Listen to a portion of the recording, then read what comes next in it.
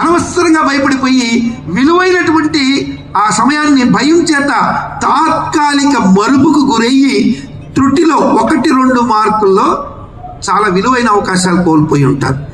ఇప్పుడు నేను చెప్పింది వీరికి ఎవరైనా అటువంటి వారు ఉంటే వారు అన్వయించి చూసుకుంటే వారి జీవితంలో జరిగింది అదే. ఇక వారు భయం లేకుండా నిర్భీతిగా వ్యవహరించవచ్చు. ఇక మీదట వారు అనుకున్నది చేయడానికి పూనుకుంటే తప్పనిసరిగా మంచి శుభాలు పొందే అవకాశాలు సుస్పష్టంగా ఉన్నాయి. వృశ్చిక రాశి వారికి శుభాల ఫలితం 88% ఉందండి. అంటే 12% మాత్రమే కొంచెం చిన్న మధ్యలో అనవసరమైనటువంటి ఒత్తిడులు ఉంటాయి.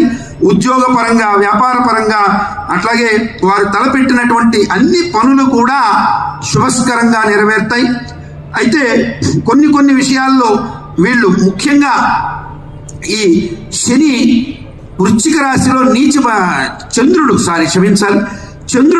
వృశ్చిక రాశిలో నీచబడతాడు. సువర్ణమూర్తిగా ఉన్నాడన్న సత్యాన్ని మీరు గ్రహించండి.